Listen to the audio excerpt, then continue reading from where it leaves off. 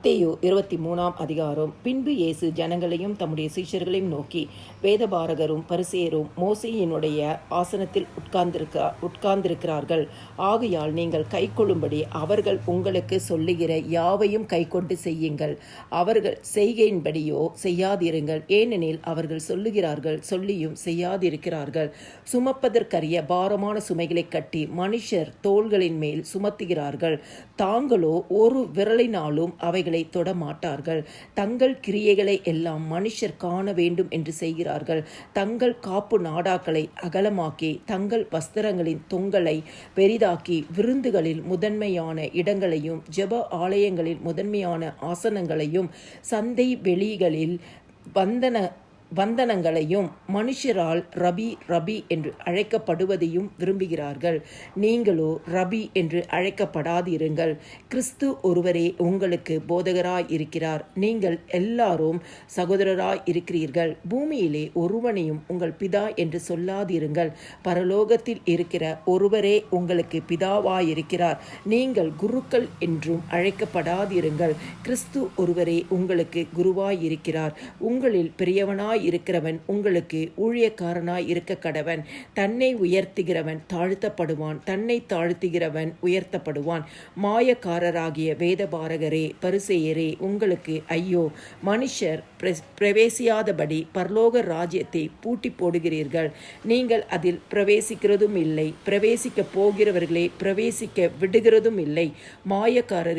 மாயக்காரராகிய வேதபாரகரே பரிசேயரே உங்களுக்கு ஐயோ! பார்வைக்காக நீண்ட ஜெபம் பண்ணி விதவைகளின் வீடுகளை பட்சித்து போடுகிறீர்கள். இதன் நிமித்தம் அதிக ஆக்கினையை அடைவீர்கள். மாயக்காரராகிய வேதபாரகரே பரிசேயரே உங்களுக்கு ஐயோ! ஒருவனை உங்கள் மார்க்கத்தானாகும்படி சமுத்திரத்தையும் பூமியையும் சுற்றி திரிகிறீர்கள். அவன் உங்கள் மார்க்கத்தானான போதே அவனை உங்களிலும் இரட்டிப்பாய் நரகத்தின் மகனாக்குகிறீர்கள். குருடரான வழிகாட்டிகளே உங்களுக்கு ஐயோ! எவனாகிலும் தேவாலயத்தின் பேரில் சத்தியம் பண்ணினால் அதனால் ஒன்றுமில்லை என்றும், எவனாகிலும் தேவாலயத்தின் பொன்னின் பேரில் சத்தியம் பண்ணினால் அவன் கடனாளி என்றும் சொல்லுகிறீர்கள். மதிகேடரே, குருடரே, எது முக்கியம்? பொன்னை பரிசுத்தமாக்கிற தேவாலயமோ? மேலும் எவனாகிலும் பலிபீடத்தின் பேரில் சத்தியம் பண்ணினால் அதனால் ஒன்றுமில்லை என்றும், எவனாகிலும் அதின் மேல் இருக்கிற காணிக்கையின் பேரில் சத்தியம் பண்ணினால் அவன் கடனாளி என்றும் சொல்லுகிறீர்கள். மதிகேடரே, குருடரே, எது முக்கியம்? காணிக்கையை பரிசுத்தமாக்கிற பலிபீடமோ?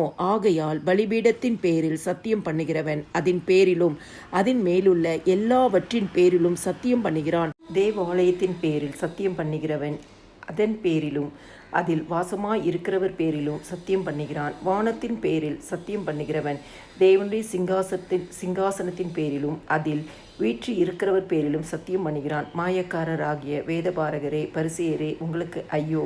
நீங்கள் தலாமிலும் வெந்தயத்திலும் சீரகத்திலும் தசமபாகம் செலுத்தி நியாயப்பிரமாணத்தில் கற்பித்திருக்கிற விசேஷித்தவைகளாகிய நீதியையும் இரக்கத்தையும் விசுவாசத்தையும் விட்டுவிட்டீர்கள். இவைகளையும் செய்ய வேண்டும், அவைகளையும் விடாதிருக்க வேண்டும். குருடரான வழிகாட்டிகளே, கொசு இல்லாதபடி வடிகட்டி ஒட்டகத்தை விழுங்கிறவர்களாயிருக்கிறீர்கள். மாயக்காரராகிய வேதபாரகரே பரிசேயரே உங்களுக்கு ஐயோ! போஜன பான பாத்திரங்களின் வெளிப்புறத்தை சுத்தமாக்குகிறீர்கள்.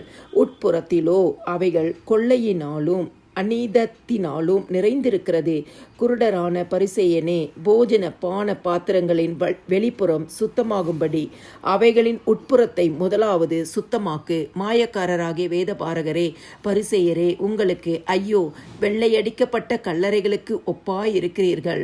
அவைகள் புறம்பே அலங்காரமாய் காணப்படும், உள்ளேயோ மரித்தவர்களின் எலும்புகளினாலும் சகல அசுத்தத்தினாலும் நிறைந்திருக்கும்.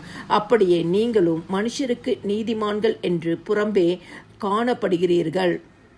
உள்ளத்திலோ மாயத்தினாலும் அக்கிரமத்தினாலும் நிறைந்திருக்கிறீர்கள். மாயக்காரராகிய வேதபாரகரே பரிசேயரே உங்களுக்கு ஐயோ! நீங்கள் தீர்க்கதரிசிகளின் கல்லறைகளை கட்டி நீதிமான்களின் சமாதிகளை சிங்காரித்து எங்கள் பிதாக்களின் நாட்களில் இருந்தோமானால் அவர்களோடே நாங்கள் தீர்க்கதரிசிகளின் இரத்தப்பழிக்கு பட்டிருக்க மாட்டோம் என்கிறீர்கள்.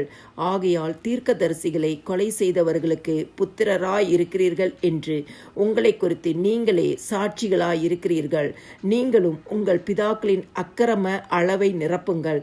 சர்ப்பங்களே, விரியன் பாம்பு குட்டிகளே, நரக ஆக்கினைக்கு எப்படி தப்பித்துக் கொள்வீர்கள்? ஆகையால் இதோ தீர்க்கதரிசிகளையும் ஞானிகளையும் வேத பாரகரையும் உங்களிடத்தில் அனுப்புகிறேன். அவர்களில் சிலரை கொன்று சிலுவைகளில் அறைவீர்கள். சிலரை உங்கள் ஆலயங்களில் வாரினால் அடித்து ஊருக்கு ஊர் துன்பப்படுத்துவீர்கள். நீதிமானாகிய ஆபேலின் இரத்தம் முதல் தேவாலயத்துக்கும் பலிபீடத்துக்கும் நடுவே நீங்கள் கொலை செய்த பரகியாவின் குமாரனாகிய சகரியாவின் இரத்தம் வரைக்கும் பூமியின் மேல் சிந்தப்பட்ட நீதிமான்களின் இரத்த பழி எல்லாம் உங்கள் மேல் வரும்படியாக இப்படி செய்வீர்கள். இவைகளெல்லாம் இந்த சந்ததியின் மேல் வருமென்று மெய்யாகவே உங்களுக்கு சொல்லுகிறேன். எருசலேமே, எருசலேமே, தீர்க்கதரிசிகளை கொலை செய்து உன்னிடத்தில் அனுப்பப்பட்டவர்களை கல் எறிகிறவளே, கோழி தன் குஞ்சுகளை தன் சிறகுகளின் கீழே கூட்டி சேர்த்து கொள்ளும் வண்ணமாக நான் எத்தனை தரமோ உன் பிள்ளைகளை கூட்டி சேர்த்து கொள்ள மனதாயிருந்தேன். உங்களுக்கோ மனதில்லாமற் போயிற்று. இதோ உங்கள் வீடு உங்களுக்கு பாழாக்கி விடப்படும்.